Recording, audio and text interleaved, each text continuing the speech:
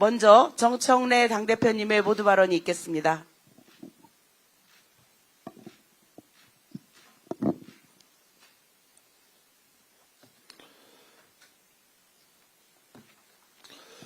광주가 없었으면 대한민국의 민주주의도 없었습니다. 대한민국 민주주의 발전에 호남이 기여한 바가 큰데 대한민국은 호남 발전에 무슨 기여를 했는가라는 호남인들의 질문에 답해야 된다라고 저는 계속 여러 차례 강조해 왔습니다. 특별한 희생에는 특별한 보상이 따라야 된다라는 이재명 대통령의 국정 철학에 맞게 호남을 위해서 무엇을 할 것인가 당대표가 된 이래 끊임없이 부단하게 고민하고 노력해 왔습니다.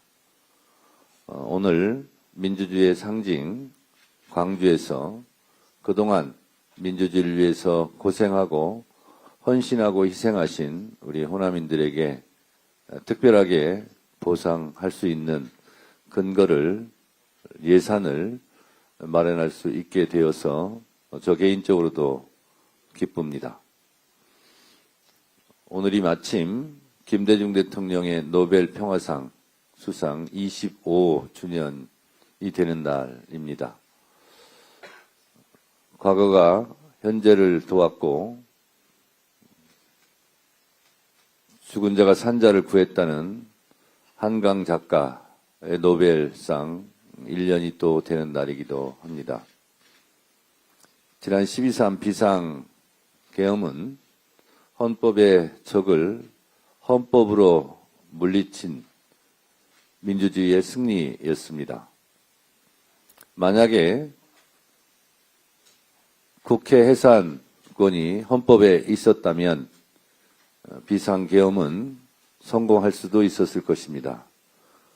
그런데 지금의 헌법은 국회 해산권을 없앴고 또 헌법 77조 1항에서 비상계엄에 대한 엄격한 규정을 해놓음으로써 비상계엄이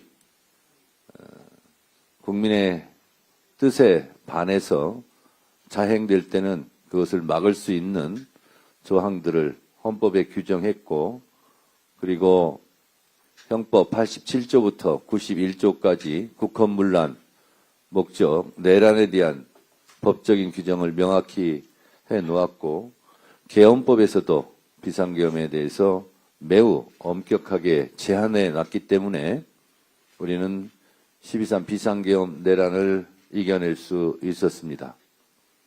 이런 헌법을 만든 것이 87년 6월 항쟁이고 이 87년 6월 항쟁은 80년 5.18이 없었다면 아마도 불가능한 일이 아니었을까라고 생각합니다.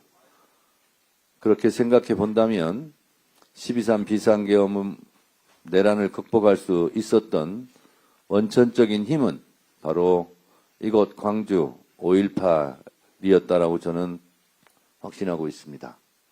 그런 면에서 12.3 비상계엄을 극복하고 이재명 정부가 출범해서 국가가 정상화된 것, 그 또한 호남인들에게 감사하지 않을 수 없습니다. 나라다운 나라를 만들기 위해서 희생하고 헌신하신 우리 광주 호남인들에게 다시 한번 겸허한 마음으로 인사드립니다.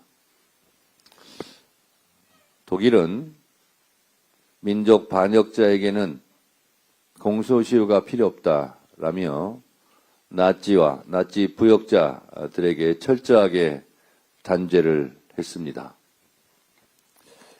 2020년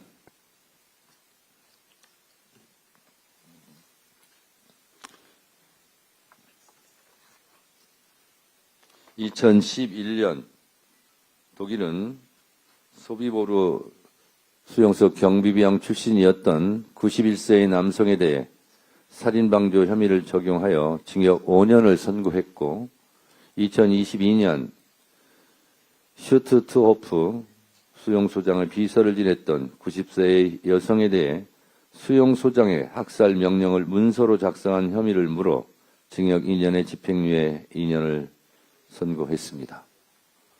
독일은 나치 전범뿐만 아니라 단순 보조, 방임 등의 소극적 행위에 대해서도 끊임없이 추적해서 여지없이 단죄하고 있습니다. 독일은 어두운 과거를 결코 회피하지 않았습니다.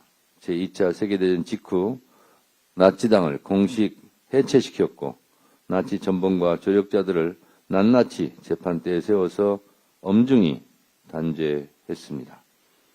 사법청산 이후에는 경제적 청산도 뒤따랐습니다.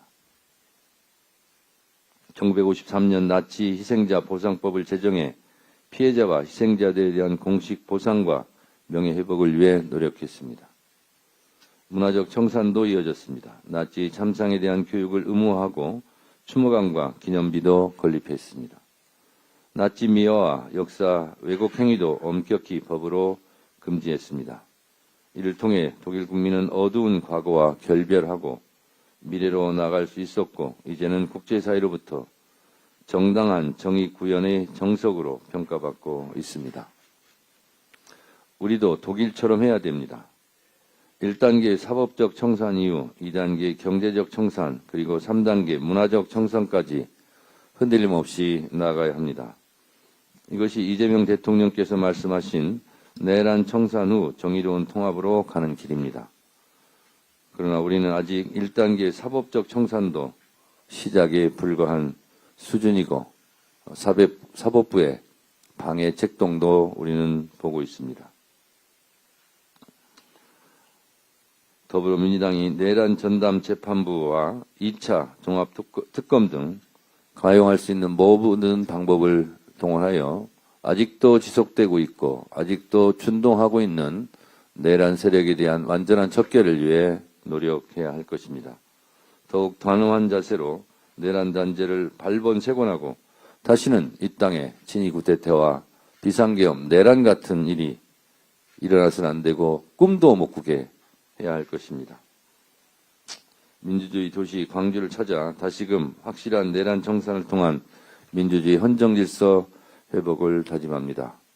그리고 5.18 광주 민주화 운동에 대해서도 마지막 단 한 명의 유공자와 희생자까지도 찾아내서 국가 차원의 보상과 위로, 명예회복을 해드려야 한다고 다짐합니다. 이번 예산 전국에서 호남 예산을 챙기려고 당대표로서 보이지 않는 곳에서 진짜 열심히 노력했습니다. 그 결과가 역대 최대 규모의 예산과 역대 최대의 성과를 거두었습니다.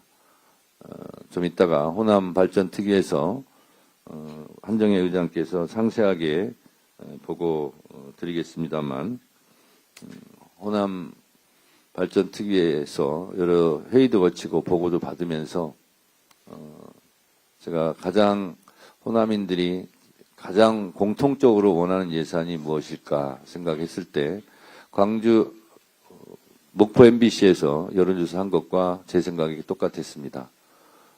송정역부터 목포역까지 78km 구간 KTX 속도 개선 사업이 호남인들이 제일 바라는 공통의 사업이었는데 그 부분이 확실하게 예산이 반영이 되어 있습니다.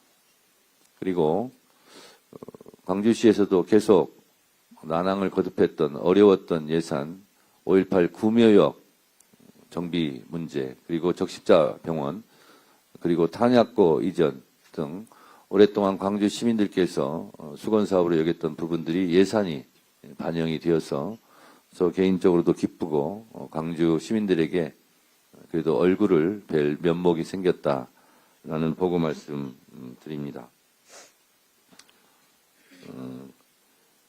광주가 AX 실증 도시로 자리 잡고 젊은 유능한 인재와 유망 기업을 유치할 그런 기반도 마련되었습니다.